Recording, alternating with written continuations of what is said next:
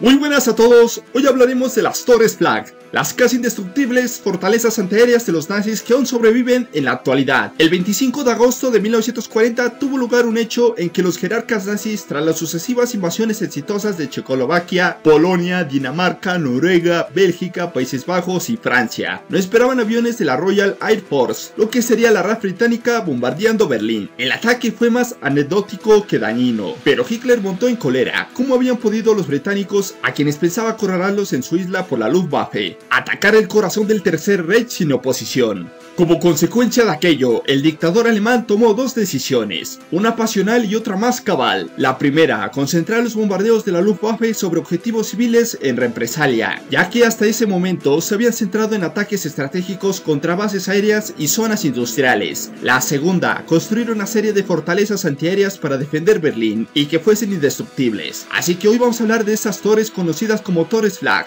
ya que Flak significa cañón entero en alemán. Así que hoy hablaremos sobre estas fortalezas de la Segunda Guerra Mundial. Yo soy Daniel Portilla, así que comencemos. Antes que empieces a ver el video, me harías un gran favor suscribiéndote al canal. De esta manera puedo ver que les encantan los videos y yo me siento con el motivo de subir contenido. Así que no lo pienses más y suscríbete al canal. Ayudarás bastante y no te tomará menos de 10 segundos. Para satisfacer los deseos de Hitler, los ingenieros alemanes idearon unas construcciones que se asemejaban en su arquitectura a castillos medievales, con 4 gruesas torres en cada esquina unidas por recios muros y plagadas de baterías antiaéreas a distintos niveles. También hubo una tercera generación de estos edificios cuyo complejo era una sola torre gruesa, con el objetivo de hacerlas realmente indestructibles. Proyectaron que sus muros fuesen por completo de hormigón, armado con un grosor de hasta 3.5 metros. De estas edificaciones eminentemente militares, se destacaron las Flakturm o Torres Flak. Básicamente eran fortalezas del siglo XX, que se levantaron en 5 importantes núcleos urbanos del Tercer Reich, generando un fuerte contraste visual al mezclarse con viviendas de estilo Haussmann, como bien podemos apreciar en las que se observan todavía en pie, el binomio de torres L y G en Viena, Austria. El Tercer Reich, casi al inicio del conflicto, se percató de que la aviación aliada, y muy especialmente la RAF británica, podía causar temor en el corazón de su territorio gracias a rápidas incursiones aéreas. Así, a petición del propio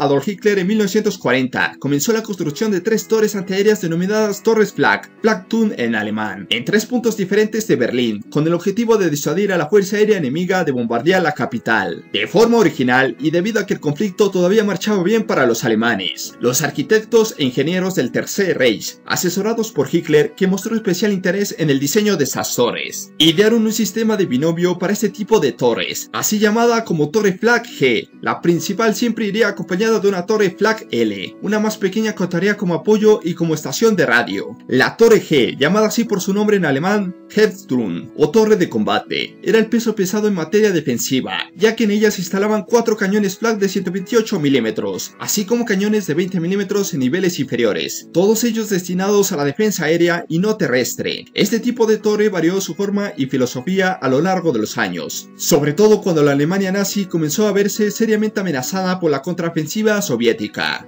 Así, el diseño original de 1940 se mantuvo hasta finales de 1942, que fue cuando la guerra comenzó a hacerse insostenible para los nazis, sustituyéndose por 2 generaciones posteriores en 1942 y 1943. Las torres G de primera generación eran las más robustas, grandes y mejor armada de todas. Al margen de los 4 Flak de 128 milímetros situados en su azotea, contaba también con 32 cañones Flak de 20 milímetros y un número indeterminado de cañones de 37 milímetros en función de las necesidades de cada torre. Además, estas torres medían 39 metros de alto por 75 metros de ancho en cada uno de sus lados, y el grosor de sus muros era de 3.5 metros en las paredes y 5 metros en el techo, donde reposaban los 4 Flak de 128 milímetros. El equipamiento de las torres G les permitió en cadencia de fuego antiaéreo en 360 grados de más de 8000 disparos por minuto, gracias a la configuración de cañones Flak de 128 milímetros, de 88, 37 y 22 milímetros, con un alcance de unos 14 kilómetros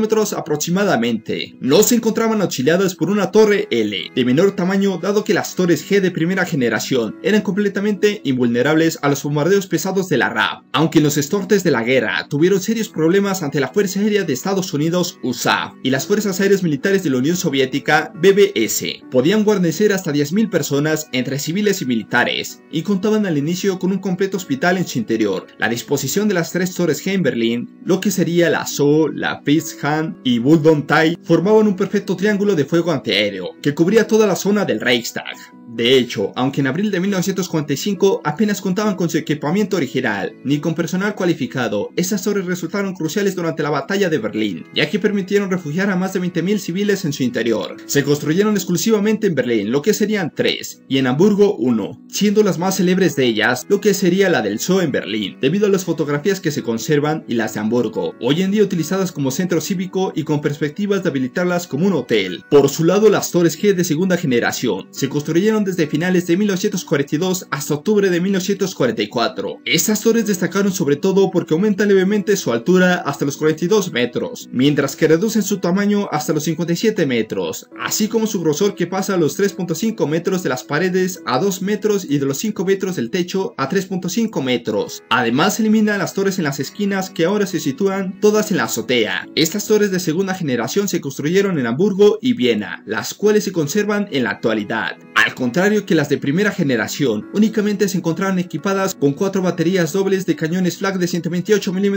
en el techo y 4 baterías cuádruples de flak de 20 mm de niveles inferiores, haciendo que tanto su capacidad de resistencia como su capacidad de fuego fuesen considerablemente inferiores a las originales. Además, todas estas torres se encontraban asistidas por su pareja de tipo L, que hacía las veces de radar. Las torres G de tercera generación se construyeron entre mayo de 1943 y enero de 1945, coincidiendo con el repliegue y la agonía de la Alemania nazi, la cual se refleja en cierto modo en su construcción y filosofía. La altura aumenta hasta los 55 metros y se vuelve a circular con una anchura de 43 metros. Por su lado se aumenta el grosor de la pared hasta los 2.5 metros, manteniendo los 3.5 metros de ancho. Ocurre lo mismo con el armamento, donde se mantienen las características, 4 baterías de flak de 40 milímetros, y en estos casos aumentan el flak de 20 hasta las 8 baterías cuádruples, que se sitúan en su nivel inferior, con ábsides que sobresalen en la estructura original. Se construyeron únicamente 2 de ellas en Viena, y siempre estuvieron acompañadas por una torre L. En la actualidad, la torre G Aurgarten se encuentra abandonada, mientras que la torre G Steinkanzerse funciona como torre de radio. Son las últimas torres G del Tercer Reich y posiblemente las más distópicas de todas, conforme a su desesperado intento de contener a los aliados y soviéticos. Estas torres G fueron protagonistas de algunos episodios del final de la guerra. Así, las parejas de torres se construían en menos de 6 meses, y algunas de las últimas, en concreto las de Aurgarten en Viena, presentaron problemas estructurales propios de la celeridad de las que se levantaban semejantes fortalezas. De hecho, tal fue la urgencia en el último tramo de la guerra, que tuvo que restringirse el tránsito de pasajeros de los ferrocarriles alemanes para con ello emplear coches de pasajeros para cargar hormigón, acero y madera, aunque se consideraban invulnerables a los ataques aéreos, incluso a los de los bombardeos pesados. Los bombardeos Lancaster de la RAF consiguieron dañar de forma severa estas estructuras, aunque no era algo habitual, ya que tanto aliados como soviéticos evitaban bombardear estas torres, optando por tomarlas con tropas terrestres. Las torres G, por su parte, también carecían de un gran número de víveres, munición e incluso obras de arte de gran valor. De hecho, la torre G del Zoo de Berlín albergaba en su interior un gran número de pinturas y esculturas expoliadas por los nazis en Francia, Países Bajos, Bélgica e Italia. Esta torre salió ardiendo en los pocos días de la liberación soviética de Berlín, por todavía causas desconocidas. El resultado fue la pérdida de 417 obras de arte europeo, de autores tan destacados como Caravaggio, Caspar David Friedrich, Francisco de Goya, Bartolomé Esteban Murillo, Pedro Pablo Rubens, aunque las torres G han copado todo el efímero protagonismo de las torres Flak. Las torres L, más pequeñas y con otro cometido, no fueron menos importantes, llamadas así por su nombre en alemán Leitung. También se les conocía como torre de control de fuego o torre de mando. Solo hubo 2 generaciones de este tipo de torres, y estéticamente eran prácticamente idénticas, y coincidieron con las generaciones 2 y 3 de las torres G. La primera generación abarcó desde finales de 1942 hasta octubre de 1944, y la segunda desde mayo de 1943 a enero de 1945, con una anchura de 50 metros por 23 metros, 2 metros de grosor y una altura de 39 metros en la primera generación, y 44 metros en la segunda. Las torres L ejercían como torres de radio, ya que disponían de una antena retráctil, que podía guarnecer en el interior en caso de ataque enemigo. Contaban con 4 baterías baterías cuádruples Flak 20 en la primera generación y 10 baterías Flak 20 en la segunda. Se construyeron un total de 4 torres L que auxiliaban a las G de segunda y tercera generación. Además, estaban conectadas con las G mediante un largo túnel circular de 1.5 metros, usando exclusivamente para acometida de cables y tuberías. Sin embargo, la desesperada situación de los nazis al final de la guerra obligó a que soldados y civiles intentasen huir a través de estos túneles. Aunque el binomio de torres G y L eran prácticamente imposibles de bombardear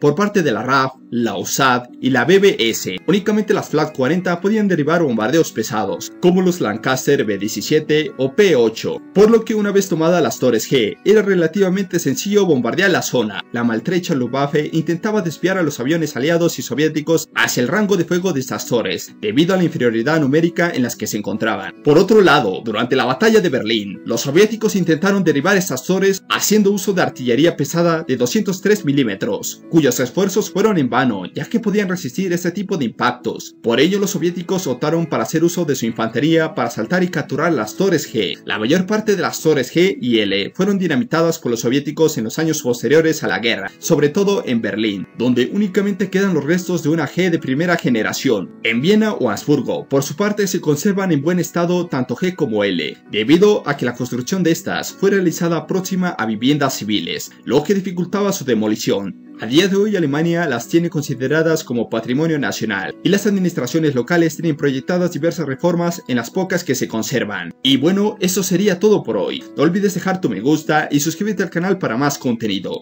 En verdad espero que les haya gustado y nos vemos hasta la próxima.